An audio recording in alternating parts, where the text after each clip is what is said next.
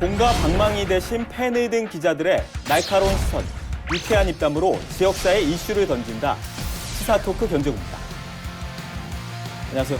반갑습니다. 네. 안녕하세요. 저희가 지난 방송에서 마스크를 쓰고 이제 방송을 했는데 녹화 시점인 오늘에는 조금 그래도 상황이 좀 나아져서 마스크를 벗고 방송을 진행하게 됐습니다.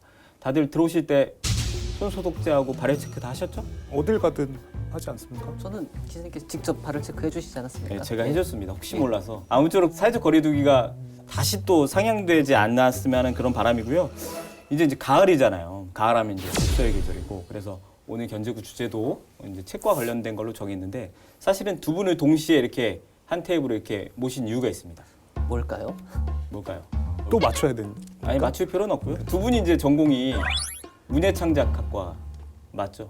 네네. 아무래도 다른 분들보다는 책도 좀 많이 읽고 책에 대한 애정도 더 있으실 것 같아서 아닌가요? 패널을 선택을 잘못하신 것 같은데. 아니 특히나 유 기자님 같은 경우는 책 출간까지도 고민을 하셨던 분이기 때문에 한때 좀 불쾌한 게 고민하셨다라는 이 과거형이 전혀 맞지 않고요. 지금도 고민하고 있고 출간의 시점을 조율하고 있다라고 보시면 될 것 아니, 같습니다. 고민을 지금 저희 이제 시즌 1 이제 원탁의 기자들 때도 이제 책 얘기를 몇 번 했는데 책이 뭐 굉장히 장편인가 봐요. 대하 역사 소설인가요? 그러니까요. 뭐잘 못 쓰니까 쓰고 고치고 한다고 보시면. 김 기자는 근데 왜 잘못 잡았다고 아까? 전공을 이제 문예창작을 했다라고 해가지고 이게 약간 선입견이실 수도 있는데요. 사실은 이제 사회생활하고 직장생활하다 보면 뭐 핑계일 수도 있지만 조금씩은 멀어지고 있는 것 같아요. 네. 조금씩은 멀어지고 있는 것 같고. 과거형이지만 책을 사랑했던 두 분과 함께 오늘 견제구 한번 시작해 보도록 하겠습니다. 유통 과정에서도 굉장히 큰 차별을 좀 받고 있습니다. 이게 책의 특성은 그 외상 거래가 가격 할인율을 최대 15% 포인트 적립 포함해가지고 네. 최대 15% 이내로 딱 제한을 했기 때문에 뭐 중소형 서점을 가든 아니면 이제 대형 서점을 가든 이렇게 좀 표현을 하면 좀 와닿기 쉬울 것 같아요. 그냥 밥만 먹고 살 수 있을 정도였다. 근데 이제 코로나 이후는 그 밥조차도 먹기가 힘들다. 두 분은 이제 책 하면은 뭐가 좀 떠올라요? 책 하면 떠오르는 뭐 인류 최고의 발명품이 인쇄술 아닐까요? 그 인쇄술의 바탕이 된 게 그 책이고요. 책 안에 뭐 과학도 있고 역사도 있고 심지어 종교도 있다라고 저는 생각하고요. 만약에 구전으로만 했다면 그 종교나 그 과학 역사가 지금까지 전달되기는 쉽지 않았겠죠. 특히나 우리나라는 금속 활자가 세계에서 최고 빠른 나라이기도 하고요. 저는 약간 좀 감성적으로 접근을 하지만 어렸을 때부터 이 종이 향을 되게 좋아했어요. 종이 냄새 그 특유의 두 분 다 이제 아시겠지만 특히 이제 약간 좀 오래된 책에서 나는 그 종이 냄새를 되게 좋아하고 그다음에 이제 뭐 대학교 때 뭐 문창과를 나오게 됐지만 저도 이제 학보사 출신이다 보니까 아시잖아요. 가면은 인쇄소에서 네. 바로 뽑아갖고 나오는 이제 또 그 잉크 향도 네. 있어요. 그런 것들을 되게 좋아해서 이제 저는 책 같은 거를 뭐 새 책에서 나는 향도 있고 그다음에 오래된 책에서 나는 향도 있지만 책을 새로 사면 뭐 그날 다 읽지는 못하더라도 꼭 이렇게 머리맡에다 두고 자는 이제 뭐 그런 기억이 있고 김 기자는 알 수도 있을 것 같은데 인천에 가면 김 기자도 인천에 살았던 적이 있으니까 인천에 가면은 동인천에 배달이라는 곳이 있어요.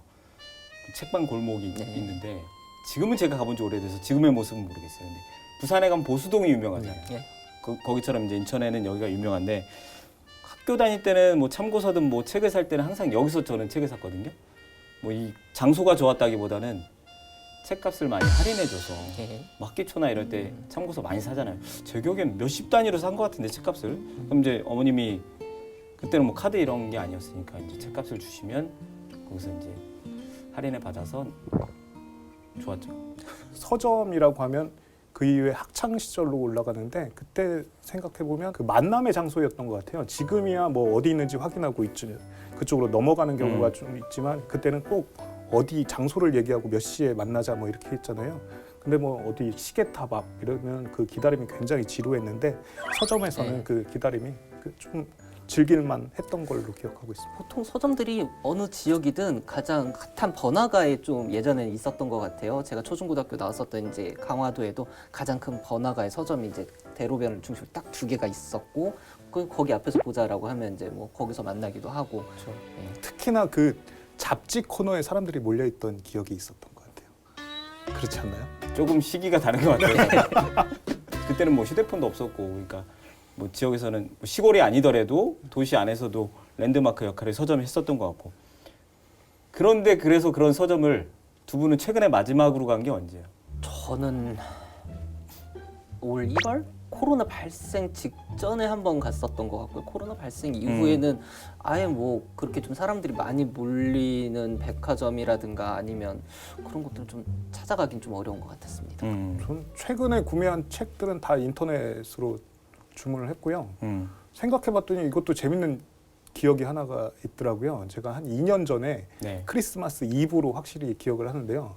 선배 기자랑 이렇게 술을 마시고 있다가 칼 세이건의 코스모스라는 책 이야기를 그때 술자리에서 이렇게 나왔었어요. 네. 근데 창밖을 딱 봤더니 서점에 신방동이었습니다. 서점에 불이 켜져 있는 거예요. 그래서 무작정 그 서점에 가서 책을 사서 그 선배님한테 선물했던 그런 기억이 있습니다. 선물을 했던? 예, 제가 드렸죠. 예전에 책 선물 많이 했는데 뭐 생일 때도 그렇고 뭐 이런 기념일이나 책 선물 많이 하곤 했는데 요새는 뭐 책 선물 받았다고 줬다고 해도 좀 이색적인 선물이 될 것 같긴 한데. 아니, 그때가 크리스마스 이브 때라고 그랬지 네. 않습니까? 그러니까 선물하기 딱 좋은 시점이었죠. 오늘 주제가 이제 동네 서점에 대한 얘기잖아요. 본격적인 얘기 전에 이 얘기를 좀 해야 될 것 같은데, 이제 책이 뭐 집필 과정은 중간에 생략하고 책이 이제 나왔다. 이 책이 뭐 보는 방법이 여러 가지 있겠지만 뭐 주로는 이제 도서관 아니면 서점에서 책을 사보거나 뭐 이런 방법들이 있을 것 같은데, 이 과정상에 뭐 어떤 절차를 좀 거쳐서 우리 손에 오는지 우리 문창가 선배인 유창림 기자께서 한번. 작가 중심의 도서하고 그 출판사 기획자 중심의 도서로 좀 나눠야 될 것 같고요. 그 수필, 소설, 뭐 시 이런 게 작가 중심의 도서라고 할 수 있겠고요. 이제 집필을 끝난 다음에 출판사와 계약을 하고 출판사가 다시 배본사나 총판을 거쳐서 서점으로 가는 게 이제 일반적인 형태입니다. 네. 그리고 반대로 이제 기획 도서라 하면 뭐 육아, 그 여행 또는 뭐 요리, 뭐 이런 인문학. 예, 네. 이런 게 뭐 주일 것 같고, 이 출판사가 기획을 해서 도서를 이제 책을 만들고 똑같이 배본사나 그 총판을 통해서 서점이나 도서관. 근데 배본사와 총판의 차이점을 두자면 배본사는 이제 일반적인 물류 유통 이쪽 업체로 보면 되고, 총판은 보다 더 적극적인 PR과 그 광고, 영업 등의 행위를 하는 업체로 보시면 될 것 같습니다. 간단히 설명을 해주시긴 했는데 배본사, 뭐 총판 이런 얘기가 나오잖아요. 조금 더 깊숙이 들어가서 뭐 하는데요, 여기가? 뭐 어떤 그러니까 역할을 하는 거예요? 그럼? 출판사를 제조 공장으로 보면은 그 배본사와 총판은 그 중간 도매업자로 보시면 될 것 같고요. 출판사, 중간 유통업자, 그리고 서점을 소매업자로 보시고 이제 소비자까지 이런 과정을 거치게 되는데, 근데 이렇게 단순한 과정이 아니고 중간에 총판이나 배본이 뭐 공룡 배본사에서 이제 중소 배본사, 완전히 이제 배달만 하는 소형 배본사, 이런 한 복잡한 과정을 거치다 보니까 그 중간에 유통 마진이라는 게 굉장히 커지는. 자료를 보다 보니까 또 도매 공급률 뭐 네. 이런 표현이 있던데 이거는 뭐예요? 이게 이제 출판사가 이제 서점에 공급하는 이제 책값의 정가 대비 비율을 이제 이야기를 하는 건데요. 통상적으로 이제 대형 서점이나 이제 온라인 서점 같은 경우가 이제 도서 매입가 정가의 이제 50에서 이제 65% 정도를 받게 되고요. 그다음에 중소형 서점이 이제 70에서 75% 정도로 이렇게 받게 되는데요. 예를 들어 책값이 10,000원짜리가 있다라고 하면 이제 대형이나 온라인 서점은 이제 이거를 이제 50에서 65% 사이니까 5,000원에서 6,500원. 그다음에 중소형 서점은 이제 7,000원에서 7,500원 선에서 이렇게 받게 되는 거죠. 아무래도 싸게 받으면 그만큼 많이 남는 거잖아요. 그렇죠. 그러니까 뭐 지금 구조로는 결과적으로 이제 대형이나 대형 서점이라든지 온라인 서점들밖에 남을 수밖에 없는 그런 구조일 것 같은데요. 중소형 서점들의 경우에는 이런 도매 공급률에 따라 가지고서 이 마진율이 크게 차이가 나다 보니까 이제 불만이 많이 있을 수밖에 없는 상황이고요. 그래서 현재로는 이제 이런 중소형 서점들을 중심으로 이 서점의 규모와 상관없이 공급률을 통일해야 된다라고 이런 주장들이 나오고는 있습니다. 네. 도매 공급률 자체도 약간의 차별을 받고 있는데 유통 과정에서도 굉장히 큰 차별을 좀 받고 있습니다. 이게 책의 특성은 그 외상 거래가 이루어진다라는 거예요. 그러니까 이걸 위탁 판매라고 하는데, 출판사에서 도매상한테 넘길 때 외상 거래가 이루어집니다. 도매상이 다시 소매업체, 서점에 넘어갈 때도 외상 거래가 이루어지고요. 다시 소비자가 책을 구입했을 때 거기에서 이제 그 도매 공급률을 역으로 환산해서 이제 출판사까지 가게 되는 경우인데요. 이게 일반적인데, 근데 이건 또 대형 서점에만 이게 적용이 되고요. 일반 동네 서점에서는 또 소매상이 도매상한테 책을 가지고 올 때는 현금을 주고 가지고 와야 돼요. 그러니까 이제 도매상이 대형 서점과 동네 서점을 좀 차별을 하고 있는 거고요. 특히나 이 유통 과정이 굉장히 우리나라 책의 유통 과정이 허술해서 그 작가 또는 출판사가 지금 내가 발간한 책이 지금 어느 서점에 몇 권이 가 있는지조차를 파악하기 어려운 구조가 돼 있어요. 그렇다 보니까 작가 입장에서는 내가 얼마의 책을 팔아서 얼마의 수익을 얻었는지를 정확하게 투명하게 알 수 없는 그런 구조가 돼 있다 보니까 지금 업계에서는 책을 팔아서 뭐 미치지만 않으면 된다, 다행이다, 뭐 이런 이제 얘기까지 나오고 있는. 네. 전도 여기다 좀 플러스 알파를 좀 덧붙이자면 이 도서 산업이라는 것을 단순히 이제 공산품 이제 유통 구조로만 이제 볼 수는 좀 없다라고 이제 그렇게 생각을 해요. 이게 아무래도 책 한 권에 대한 이제 원가를 유통비를 제외하고는 좀 어떻게 책정을 해야 될 것인가에 대한 이런 고민이 있을 수밖에 없거든요. 네. 그래서 어쨌든 간에 책은 어떤 이제 문화적 가치를 가진 이제 문화적 공공재다라는 이런 개념이 강하기 때문에 그러니까 단순히 이거를 저렴한 가격이 아니라 좀 적정한 가격에 좀 보장을 해야 된다라는 이런 주장들도 이제 이런 도서산업 종사자들의 이제 목소리이기도 합니다. 동네 서점, 뭐 지역 서점 어렵다는 얘기는 저희가 새로운 얘기를 하고 있는 건 아니잖아요. 어렵다는 얘기는 이제 오래전부터 얘기를 했는데 실제로 이제 우리 지역의 서점 수도 좀 많이 줄었을 것 같거든요. 수는 좀 이따 우리 게스트분 네. 들어오시면 한번 여쭤보면 될 것 같고요. 확실한 거는 동네를 기반으로 한 대형 서점은 거의 없어졌다라고 보면 돼요. 지금 남아있는 동네 서점은 정말 소규모 점포의 그 작은 규모의 서점이라고 보면 될 것 같고요. 천안, 아산 모두 다 한 15곳 정도가 지금 운영되고 있는 것으로 보여요. 그리고 특이한 점은 다 학교 주변, 학교를 끼고 있고 아무래도 참고서 판매가 가장 큰 수익이다 보니까 그런 걸 것 같고요. 또 한 가지 정말 특이한 점은 페이퍼 컴퍼니라고 하는 업체가 한 학교 장터에 한 60여 곳, 천안, 아산 모두 이 정도가 이렇게 등록돼 있는 부분이 굉장히 저는 조사해 보면서 좀 놀란 부분이었던 것 같습니다. 한동안 이제 또 독립 서점이라고 해서 뭐 좀 생겼잖아요. 우리 지역에도 좀 생겼던 것 같은데 지금도 좀 몇 군데 있는 것 같은데. 총판이나 배본사를 좀 설명을 드렸잖아요. 독립 서점은 이 그 총판이나 배본사를 통하지 않고 출판사와 직접 뭐 이제 거래를 한다라고 보시면 됩니다. 그렇다 보니까 뭐 유명 서적보다는 또 많은 서적보다는 그 작은 양의 그 일부 마니아층을 타깃으로 하는 서적들이 대부분 있고요. 그렇다 보니까 그 규모가 작다 보니까 뭐 커피나 디저트 같은 것을 함께 판매하면서 카페 형식으로 운영되는 곳이 있고요. 그 천안과 아산에 그런 곳이 꽤 생기고 있는 것 같습니다. 책을 사러 가본 기억은 없고 취재 때문에 몇 군데 가봤는데 책을 팔아서 수익을 남기기는 어려운 것 같고 뭐 책을 거기 뭐 마니아층이 얼마나 있는지 몰라도 책을 뭐 거기서 하루에 한두 권이나 팔 수 있을까라는 느낌의 서점들을 많이 봤고 그래서 이제 아까 얘기했던 카페나 이런 것들 겸업들을 좀 하는 것 같은데 이렇게 이제 서점들이 그래도 조그만 것들이 몇 개 생겼잖아요. 그래서 궁금해서 좀 물어보는데 이게 서점을 창업하려면 일반 식당이나 이런 데랑 좀 다를 것 같다는 생각이 좀 들거든요. 똑같아요? 어때요? 다르죠? 뭐가 달라요? 식당보다는 훨씬 편합니다. 편해요? 편하고 빠릅니다. 세무서 가서 사업자 등록 신청을 하시면 바로 받을 수 있습니다. 아, 그러니까 뭘 갖춰줘야 되고 이런 게 하나도 예, 없어요? 자격 요건 같은 경우도 없고요.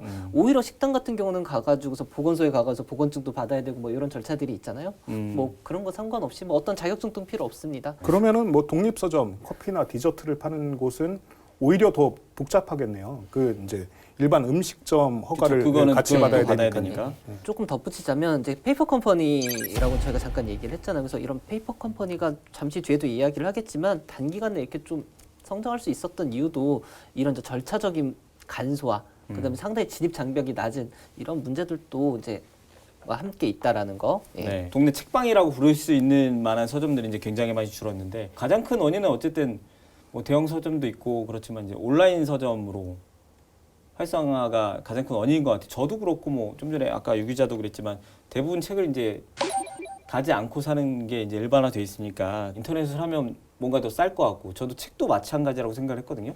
인터넷으로 내가 책을 사면 좀 싸게 사는 것 같은 느낌에. 근데 실제로는 그렇지 않다면서요. 도서 정가제가 2003년부터 시행이 됐고 이제 본격적으로 이제 시행이 된 게 이제 2014년인 걸로 제가 기억을 하고 있는데요. 대형 규모의 온라인 서점, 대형 서점 및 이제 온라인 서점들이 대대적인 할인 공세로 중소형 서점들 다 거의 말살하다시피 하고 있다 보니까 정부에서 이게 전국 어디에 가서든 어느 책이든 내가 이 단위를 이 한 권에 대해서는 전국 어디를 가든 같은 금액을 주고 살 수 있게끔 만들어 놓은 게 이제 도서 정가제거든요. 네.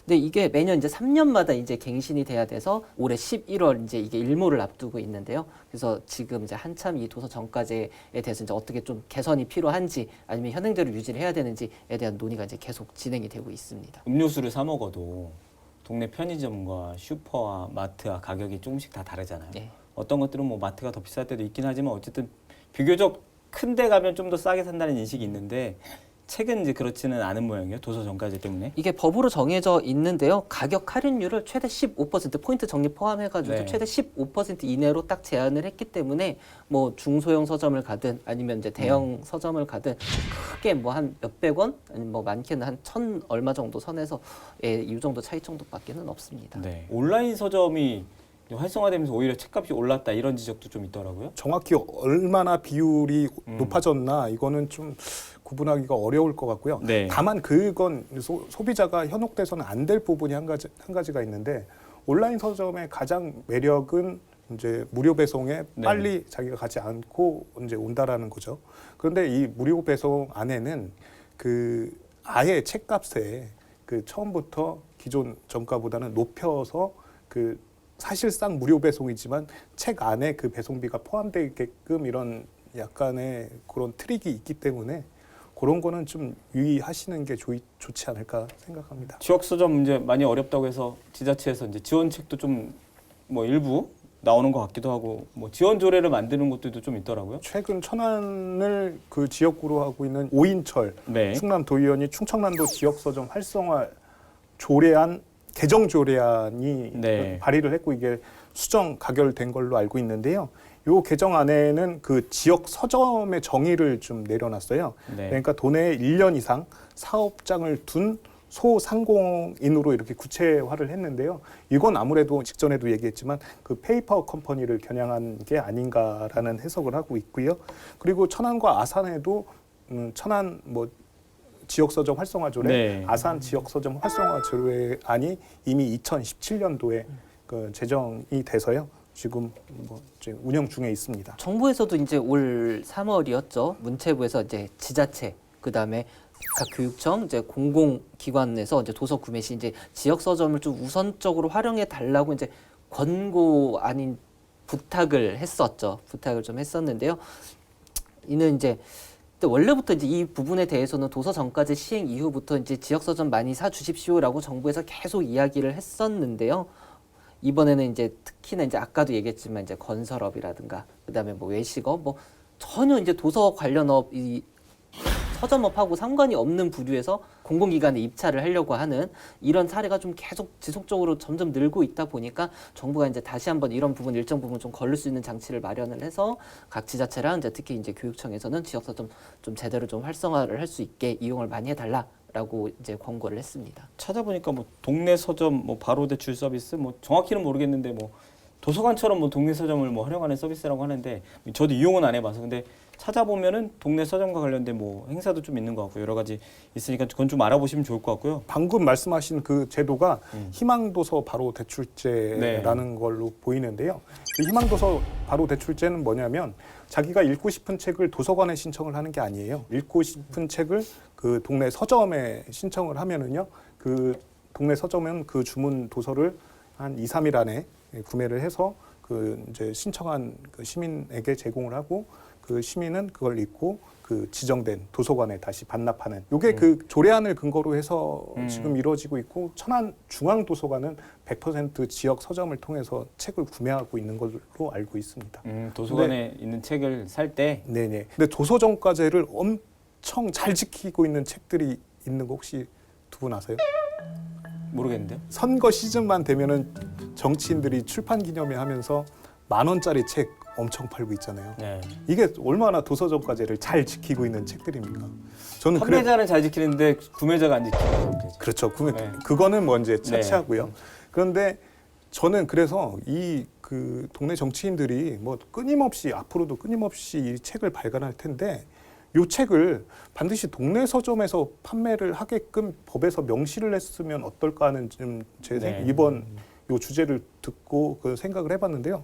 그 제가 법 문구도 한번 생각해봤어요. 출마하고자 하는 자의 출판 서적은 반드시 출마 지역구 또는 가장 인근 서점에서 판매해야 한다라고 법으로 명시를 하면 사는 사람도 뿌듯하고 판매하는 사람도 보다 그 정치인들도 좀 더 마음이 한결 가볍지 않을까 하는 생각을 하게 됐습니다. 법을 만들어야 되는데 뭐 만들 분들이 이 생각하겠어요? 저희끼리는 이 정도로 얘기 나누고요. 직접 현장에 계시는 목소리를 좀 듣는 게 낫겠죠. 오늘의 구원투수 모셔보도록 하겠습니다.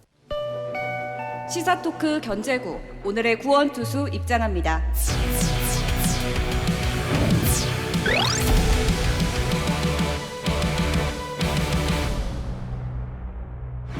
천안에서 서점을 운영하면서 한국서점조합연합회 사무국장을 맡고 있는 이혁일 사무국장님 나오셨습니다. 어서 오세요. 반갑습니다. 반갑습니다. 반갑습니다.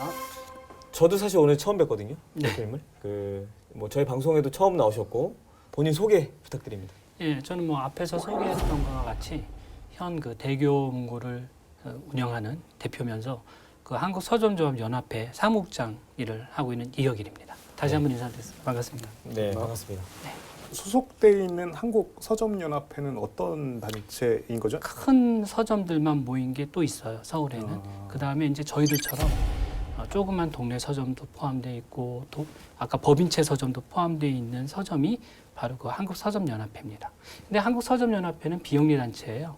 기존에 제가 이제 6년 전에 오기 전에는 그냥 뭐 모여서 술 한 잔, 차 한 잔 하고 뭐 이렇게 그런 쪽으로 많이 진행이 됐고요. 동네 지역 서점의 어떤 그런 권익이라든지 불리함 뭐 이런 것들을 좀 대응하고자 지금은 조금 더 조직적으로 움직이고는 있으나 뭐 대형 온라인 유통망에 비해서는 턱없이 부족한 힘이고요.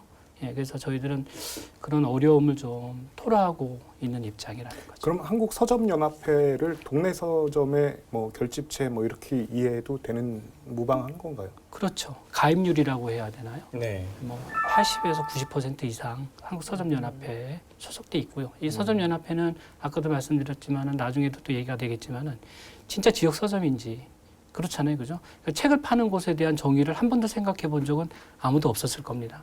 근데 정말 동네 서점인지를 판단해야 된다라는 것도 소비자가 들으면 되게 우스울 거예요. 서점도 다시 정의를 해야 돼? 이렇게 그죠? 그래서 지역 서점을 또 정의하도록 그 뭐 법적으로 제한된 건 아니지만 인증제라는 것을 또 나름대로 운영하고 있어서 발부를 해주고 그 인증제가 된 데는 서점연합회가 들어와 있지 않아도 인증제를 발부를 해줘요. 저희가 페이퍼 컴퍼니라는 얘기도 좀 했었는데 그런 네. 이제 실체가 있는 동네 서점은 지금 한 15곳 정도라고 좀 얘기들 하고 있는데요. 네. 천안과 아산 모두 다 같이요. 그런데 그 서점연합회는 가입률은 한 어느 정도 될까요? 뭐 천안하고 뭐 아산만 좀 예를 들어서요.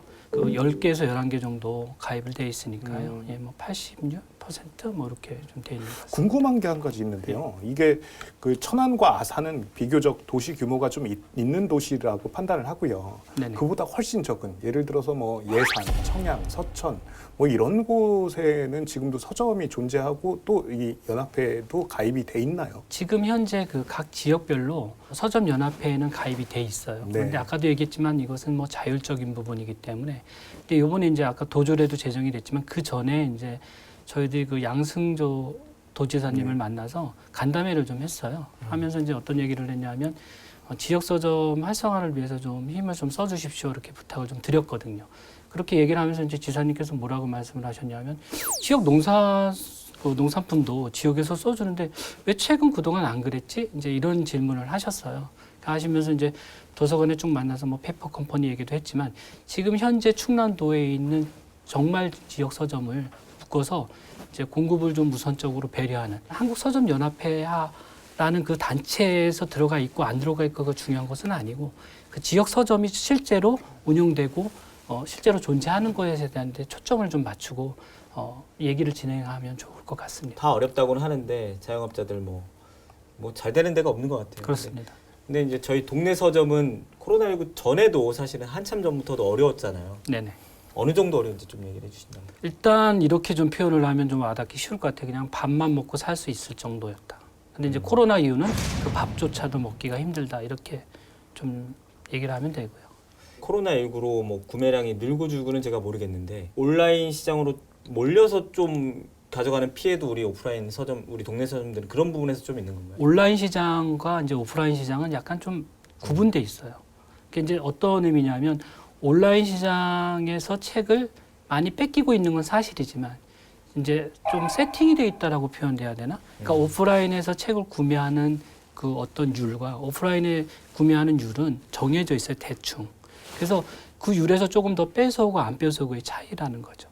그래서 근데 도서정가제가 이제 없어지면 그 율마저도 이제 뺏기게 되는 구조가 된다라는 거고요. 이제 앞으로 얘기해야 될 이것이 소비자에게 어떤 영향을 끼칠 것인가에 대한 얘기를 좀 해야 되겠죠, 아무래도. 도서정가제 얘기를 저희끼리 잠깐 얘기 나누긴 했는데 밖에서 들으셨지만 저희끼리 한 얘기가 맞긴 맞나요? 정의나 이런 예, 것들이? 저도 좀 깜짝 놀란 게 굉장히 좀 세밀하게 그래도 파악을 좀 하셨다라는 생각을 좀 했고요. 대신에 이제 약간 좀 결이 다른 느낌을 좀 받았는데 그건 이제 뭐 저처럼 이렇게 현장에서 직접 종사하는 사람들이 또 할 얘기니까요. 저희가 얘기했던 부분에서 이런 얘기는 전까지 안 해서 얘기는 좀 알고 넘어가는 게 좋겠다 싶은 것들이 있으면 좀 보충 설명을 좀 해주신다. 예, 제가 조금 안타까운 것은 이 도서정가제가 아까도 얘기했지만은 그 기자님께서 얘기하신 분 중에 그 책이 발간돼서 소비자에게 갈까의 구조 이거를 명확하게 하는 사람이 잘 없어요. 네. 저도 솔직히 이제 이걸 하면서 좀 알아보려고 했는데 그 전에도 불명확하다고 생각했지만 더 불명확하더라고요. 예, 그래서 이 도서정가제가 마치 소비자에게 최종 전달되는 가격만 가지고 다뤄지는 거에 대한 안타까움이 좀 있어요. 그럼 이제 소비자는 어떻게 생각하냐면 이렇게 나가는 거예요. 왜 싸게 사겠다는데 막으려고 하지? 이제 이렇게 비춰진다는 거죠. 이 도서정가제가 소비자에게도 도움이 될 수 있다는 저는 그 논리를 펴는 거예요. 이제 어떤 논리냐 하면은 그 선진국에서 도서정가제를 이미 시행하고 있는 국가에 대한 조사를 해봤거든요. 그러니까 책값이 굉장히 역제되고 우리나라보다 굉장히 쌉니다. 근데 이제 대표적으로 시행하지 않는 국가, 미국과 캐나다를 예를 들면 캐나다 같은 경우에는 도서정가제를 시행하지 않습니다. 그러다 보니까 공급 유통망이 독점화돼 있어요. 도서정가제가 시행되는 것이 온라인 유통사에는 더 좋겠죠. 왜 그렇습니까? 할인율을 붙여놨으니까 그만큼의 이득을 더 얻는데 왜 쟤들은 더 할인을 해서 소비자에게 책을 팔겠다고 주장을 하는 것까에 대한 생각을 한번 해보셔야 돼요. 그건 대형 온라인 유통사가 그 가격에 있는 결정권 구조를 가져가고 싶어 하는 것입니다. 결과적으로 보면 저희들이 예측하는 것은 소비자에게 결국 높은 가격으로 책이 책정될 수밖에 없는 구조를 가지게 될 것이라는 거죠. 근데 이것이 아까도 얘기했지만 개연성의 데이터는 아닌지 모르지만 실제로 도서정가제가 시행되고 나서부터 지금까지 그 책의 가격 변동폭이 적어졌고요. 그러면은 외국 사례를 비교해 봤을 때 똑같은 형태의 책이 우리나라 가격 차이가 한 얼마나 나는 거죠? 30% 이상 30% 차이가 나고요. 이제 GDP 배는 더 늘어납니다. 절대 비교는 조금 어려울 수 있어요. 그렇겠죠. 근데 이런 얘기를 많이 합니다. 외국에서 살고 온 사람들이 책이 너무 잘 만들어졌다. 한국은 이렇게 얘기를 하거든요. 종이 책의 재질, 재질부터 그 도색, 사도 도색한 이런 구성 자체가 굉장히 잘 만들어지고 또 지역 작가들도 가끔 저희 서점에 와가지고 같이 자기가 출간한 책을 팔아서 달라고 얘기도 하고 해서 활발하게 교류를 하고 있지만 책이 너무 이쁘게 만들어졌어요. 그래서 책을 사갑니다. 사가면서 뭐라 그러냐면 여기가 책이 싸요 이렇게 얘기를 하거든요. 근데 노인과 바다 같은 경우에는 딱 보시면 우리가 이제 화장실에서 찢어서 갈 종이를 만든 책인데 우리가 좀 이해하기 쉽게 제가 얘기할게요. 한 15,000원 정도. 우리는 이제 노인과 바다 7,000원, 8,000원에 이렇게 이제 팔고 있다라는 거죠. 조금 이제 심하게 얘기하는 분은 왜 한국은 자꾸 책을 비싸게 산다라고 하고 도서정가제를 없애려고 하지라고 얘기하는 교포분도 있습니다. 실제로. 예. 정가제가 시행되고 나서 시행되기 전과 좀 비교를 한다면 우리 저기뿐만 아니라 동네 서점에는 좀 어떤 변화가 좀 있었는지. 일단 가장 큰 변화는 버틸 수 있는 힘이 됐다는 거죠. 예. 그리고 이제 온라인에도 책을 10%를 네. 할인하듯이 동네 서점도 이제 방법의 차이지만 10%까지 예, 할인을 해주고 있거든요. 근데 아까 공급률에 대해서 잠깐 얘기를 했지만 75%의 공급률이잖아요. 거의 75%라고 보시면 돼요. 근데 이제 유통 비용도 우리가 대야 되잖아요. 그죠? 네. 그러면 2에서 3% 정도 그 다음에 이제 우리도 10%를 또 할인해야 되지 않습니까? 그럼 약 10%에서 11% 내외의 그 판매 이익률 가지고 되는 거. 이건 영업이익이 아닙니다. 그러니까 거기서 이제 뭐 인건비 빼고 뭐 임대료 빼고 예. 우리는 또 임대인하고도 또 갈등이 있을 수 있잖아요. 임대 그 건물주하고도. 그래서 우리는 다중의 어려움을 겪고 있다라고 보시면 돼서 그런데 그나마 지켜주면 버틸 힘이 있다라는 것과 그다음에 아까도 얘기했지만 지역 서점이 그 납품 시장에 이 정부에서 좀 저희들이 인정해주고 해주면 어차피 써야 되는 예산이니까 그것이 동네 서점 흘러가도록 해준다 그러면 그것이 많이 도움이 되겠죠. 버티는 힘이 이제 좀 생기셨다라고 그러셨잖아요. 근데 사실 2000년대 초반에 이제 온라인 서점이 이제 대형 할인을 이제 뭐 거의 융단 폭격을 하다시피 하면서 이제 저희 동네 서점들이 많이 몰락하지 않았습니까? 그러고 나서 도서 정가제 이후부터 지금까지 천안 지역에 뭐 혹시 그 데이터가 있으실지는 모르겠는데 그 뭐 폐업 수라든가 이런 것들에 대한 변화 같은 게 혹시 데이터상으로 좀 있으실까요? 예, 30% 정도가 폐업을 했죠. 근데 이제 앞으로가 더 문제입니다. 지금 예측 가능하잖아요. 우리는 알고 있잖아요. 그러니까 이거를 뭐라고 얘기할 수 없지만은 그 서점의 밥숟가락이 몇 개인지를 다 저희들은 알고 있거든요. 그래서 조만간에 이제 어려워질 것이다. 그래서 예측이 되지 않습니까? 그리고 더 심각한 것은 앞으로 2세대죠. 저도 나이가 많은데 그 지금 서점업을 하시는 분들이 굉장히 고령화돼 있어요. 예. 그런데 그분들의 2세들이 하겠냐? 안 한다고 합니다. 실제로도 안 하고 있고요. 그러다 보면 결과적으로는 50% 이상이 없어지지 않을까. 한 세대는 보통 한 제너레이션이 30년이니까요. 많이 흘렀잖아요. 그래서 이렇게 되지 않을까 싶습니다. 장점이 많은 이제 도서 정가제이긴 하지만 이제 출판 업계 쪽에서는 재고 처리 부담이 많이 된다. 그런 부분에 대해서는 어떻게 예. 생각하세요? 근데 사실은 이제 출판하고 도서 정가제하고는 큰 영향은 없어요. 왜 그러냐면 이제 아까도 얘기했지만 책을 많이 읽어야지 출판사 좋은 거잖아요. 예. 그죠? 근데 책을 어느 곳에 팔리는 거하고 연결질 수는 없어요. 재고는. 김 기자에게는 요 얘기 같은데, 그러니까 정가제 시행 전에 약간 그러니까 재고떨이가 가능했다라는 덤핑으로 거죠. 해서 뭐 원 플러스 할인을 원을 많이 해서 이렇게 해서 이제 많이 처리를 했는데 사실은 그게 정상적인 건 아니지만 뭐 작가 입장에서도 그렇고 출판사도 그렇고 근데 어쨌든 그런 식으로 해서라도 재고 처리를 그런 방법으로 해왔던 시절이 있었는데 네. 그것들이 안 되니까 그것도 골치 아프다. 예. 근데 이제 또 이렇게 이제 또 있어요. 뭐냐면은 이제 중고 서적은 도서 정가제를 적용받지 않아요. 네. 그러니까 중고 처리를 하면 덤핑이 가능하고요. 실제로 이제 저희들이 제가 좀 심각하게 생각하는 게 뭐냐면은 그 외국 업체들은 중고업으로 등록을 해놨기 때문에 도서정가제 적용을 안 받습니다. 그래서 거의 새 것처럼 보이는 책들이 그렇습니다. 중고 서적에 가면 많이 있는 게 그래서 그런 이제 쪽이에요. 저희들은 이제 약간 의심을 하는 거죠. 새 책임에도 불구하고 그쪽으로 흘러가지 않나. 그래서 이제 제가 개인적으로 주장하고 싶은 건 도서정가제보다는 도서 공급 유통 투명화 내지는 공시제 뭐 이런 걸 통해서 가격이 이제 창작 작가도 어려워해요.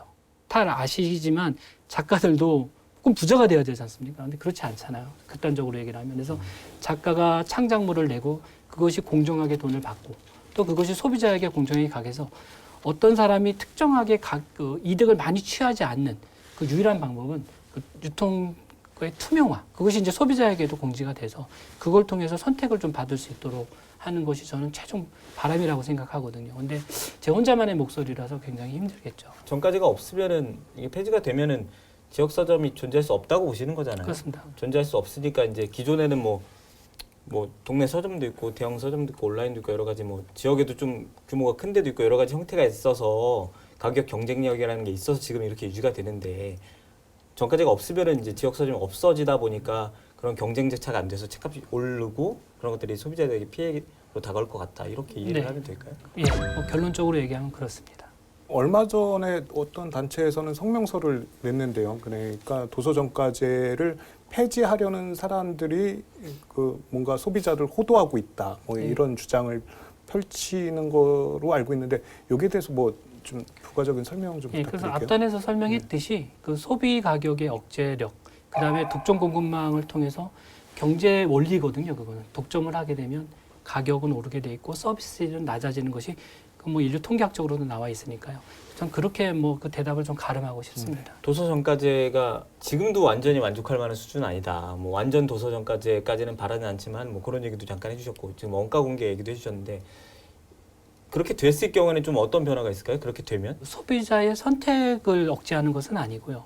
살아나갈 수 있는 과 경쟁력이 생기게 되면 서점이 할 수 있는 더 좋은 기능들을 할 수가 있다라는 거에 좀 얘기를 더 하고 싶어요. 네. 그러니까 책을 단순하게 팔고 사고의 공간에서 떠나서 지역의 문화. 그러니까 이제 코로나 이후에 그것이 더 필요하다고 저는 보여지는 게요. 대규모 인원이 모여서 무언가 행사를 할 수 없다 그러면 지역에서 사는 사람들이 문화의 혜택을 누리는 것은 더더욱 힘듭니다. 그래서 이제 뭐 심야 책방이라는 정부에서 지원하는 그 행사가 있는데 거기 제가 신청을 했는데 천안에는 2개의 서점이 채택이 돼서 하게 됐습니다. 이제 이거 무슨 얘기냐면은 그 지역에 있는 지역 작가라든지 혹은 지역의 그 전문가들을 불러가지고 강연회를 하거나 혹은 간담회를 통하거나 혹은 독서 토론회를 할 수 있는 행사를 하고 있거든요. 근데 오시는 분이 5명, 3명이에요. 방역도 지켜지면서 아주 만족스러운 행사를 했고요. 그 다음에 지역 소방관이 책을 써냈어요. 뭐 오늘도 구하라. 소방관님 제가 홍보했습니다.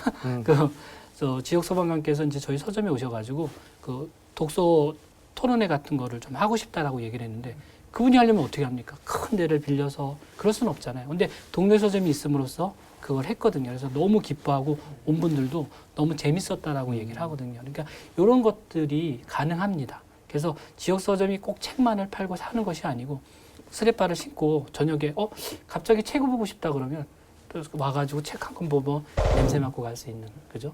그런 공간으로서도 충분히 활용 가치가 있다라고 생각을 하고요.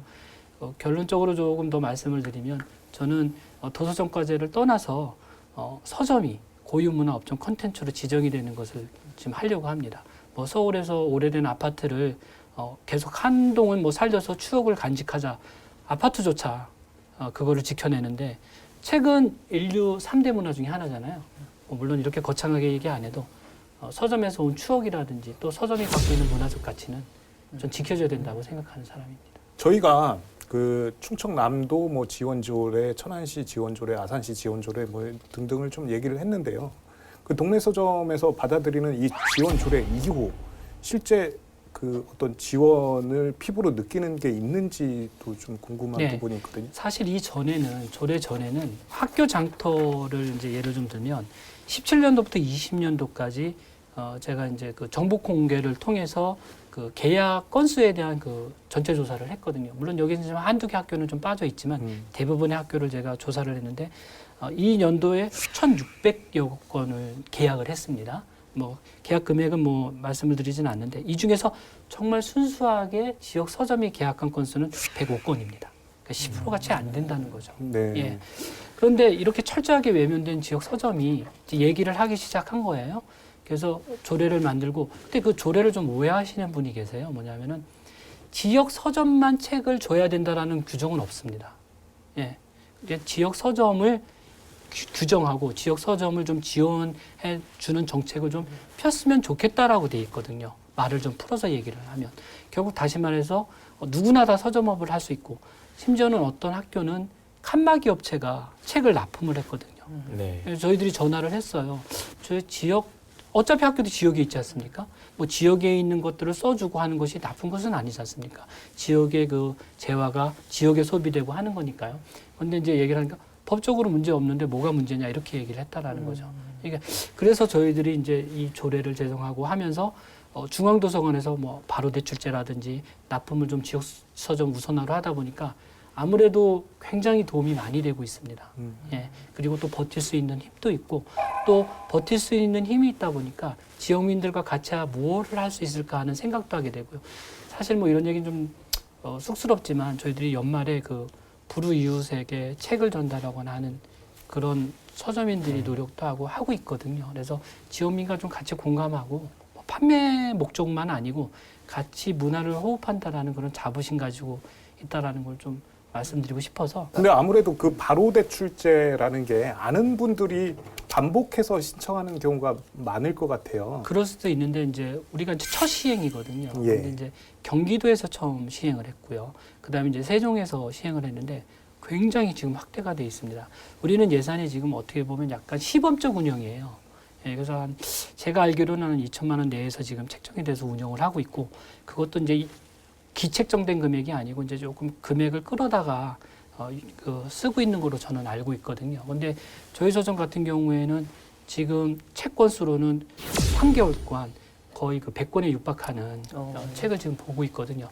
그래서 이것이 좀 확대가 되면 책을 빌려보는 거에 도서관에서 빌려보는 방식을 단지 서점이 한다는 것이 뭐 꼭 서점의 어떤 그런 이득이나 이런 걸 떠나가지고 소비자 입장에서도 그죠? 반납도 서점에 할 수 있고 관공서점 넣을 수 있잖아요.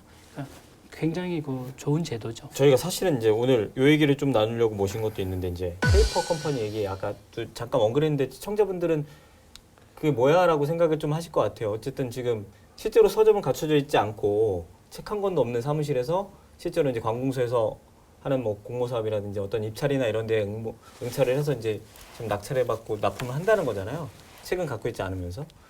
그런 것들이 뭐 천안에도 굉장히 5, 60군데 이상 된다고 들었는데 좀 전에 뭐 칸막이 업체도 그런 것들도 지금 페이퍼 컴퍼니라고 보시는 거잖아요. 그렇죠. 이제 실제로 이 페이퍼 컴퍼니가 아까도 얘기했지만은 그 2017년도부터 20년도까지 1,600여 건의 계약 납품이 이루어질 동안 이들은 554건의 계약을 했습니다.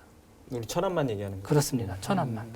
그러니까 계약 건수로는 거의 뭐 50%에 뭐 육박한다라고 봐도 이건 지금 현재 굉장히 보수적으로 잡은 수치거든요. 그러니까 보수적인 게 뭐냐면은 그래도 책을 조금이라도 갖다 놓으면 이런 네. 업체는 이 좀 논란의 소지 때문에 빼버린 거예요. 그래서 그 계약 건수는 더 크고요.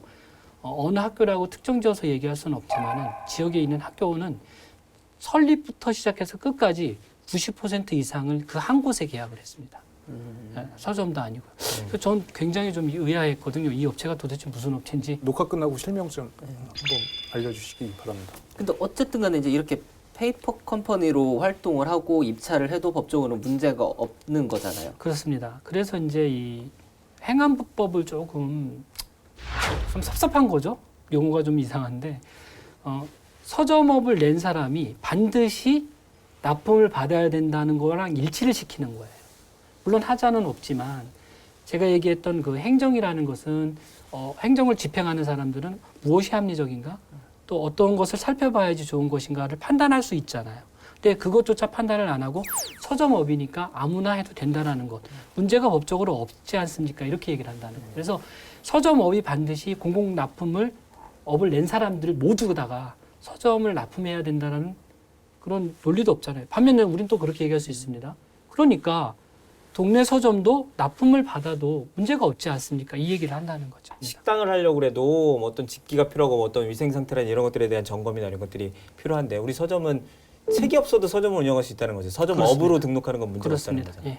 그러니까 그런 것들이 뭐 서점업 진입 장벽을 높여라 이런 게 아니고 그래도 기본적으로 서점이라고 하면 저희가 떠오르는 이미지가 있는데 그렇습니다. 최소한으로 이제 뭐 갖춰놔야 된다라는 뭐 그런 기준 같은 게 어느 정도로 잡고 계신가요? 그래서 이제 조례에다가 그 서점의 정의를 내렸지만 일단은 이제 우리가 상식적으로 판단하기에 종합서적, 여러 가지 책을 그러니까 어떤 책의 종류 특정 종류가 책이 없어도 뭐 인문, 그다음에 그 자습서, 참고서, 소설 이런 것들이 다양하게 갖춰져서 내가 원하는 책은 없지만 책을 보고 이런 책들이 있구나 하는 게 동네 서점이거든요.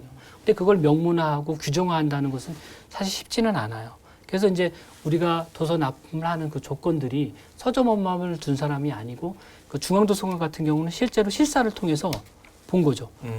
접근성도 있어야 되고 뭐 예를 들어 어디 뭐 산속에 놔도 서점이지만 누가 책을 거기 사러 가기가 쉽지는 않겠죠. 그죠?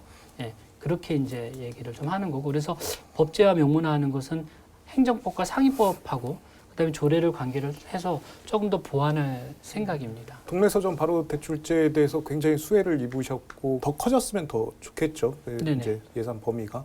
그 맞물려서 더 이런 사업은 지역에서 좀 도입했으면 좋겠다, 이루어졌으면 좋겠다, 뭐 이런 게 좀 있으면 좀 소개 좀 부탁드릴게요. 바로 대출제 같은 경우가 아까 뭐 수혜를 많이 봤다라고 이제 표현을 하셨는데 수혜를 많이 보진 않고요. 이제 첫 발을 대준 거죠. 다른 곳에서는 이제 많이 활성화가 돼 있는데 저희들은 이제 그거 지금 하는 거를 좀 더 폭넓게 좀 하고 싶고요. 그다음에 조금 욕심이 있다 그러면 독서율에 좀 관심이 있었거든요. 그래서 민하고 관, 또 이제 뭐 언론계도 조금 도와주셔야 되는 게 예전에 그 책을 읽읍시다 라는 프로그램이 있을 때는 폭발적으로 책이 증가했거든요. 근데 그게 뭐 바람직한 현상은 아닌데요. 일단 저희들이 그 생각하는 거는 도서관에서 책을 많이 빌려본 분들은 포인트화해서 그 포인트를 쌓으면 지역 서점에 오면 책을 할인해주는 포인트 방식으로 하는 것을 제안한 적이 있습니다. 예, 그래서 이것은 뭐 대출하고 상관없이 구매 행태니까요. 예, 그런 것도 좀 하고 싶고요. 근데 이제 뭐 특혜로 비춰지거나 이러지 않을까 하는 우려도 있고요. 그래서 이제 조례가 제정돼서 그것이 소비자에게 올바르게 혜택이 가도록 하는 것에 신경을 좀 많이 쓰고 있습니다.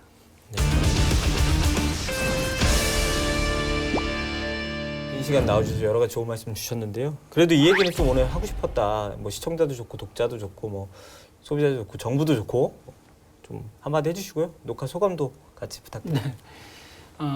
소비자들, 그러니까 이제 독자들 혹은 그 시민들, 국민을 대상으로 좀 드리고 싶은 말씀은 어떠한 제도나 정책이 특정한 곳에 집중돼서 그 속에서 혜택을 보여지거나 많은 부를 창출하지는 않습니다. 그 이면을 보실 때는 조금 다른 이면도 봐주셨으면 좋겠고요. 서점이 많이 살아야 되고 많은 이익들을 취하는 구조가 절대로 아닙니다. 그냥 밥을 먹고 있고요. 그 밥을 오랫동안 먹으면서 책과 같이 서민과 같이 함께 존재하는 공간으로서 인정만 해준다면 좋겠다라는 걸 꼭 말씀드리고 싶습니다. 그 이상 우리가 더 발전하거나 살아가는 것에 대한 부탁을 드리는 것이 아니라는 것을 이번 기회를 통해서 꼭 말씀드리고 싶었습니다. 네. 네, 그리고 소감은 굉장히 전 재밌었는데 아마 책 가지고 얘기하다 보니까 채널이 돌아가지 않을까, 시청률이 많이 나오지 않을까 굉장히 걱정입니다.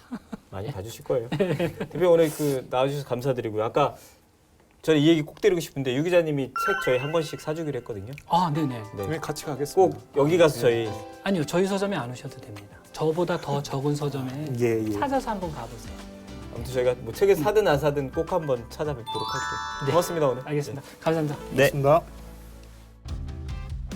사람이나 물건이나 우리는 무언가를 떠나보낸 뒤에야 후회하는 경우가 많습니다.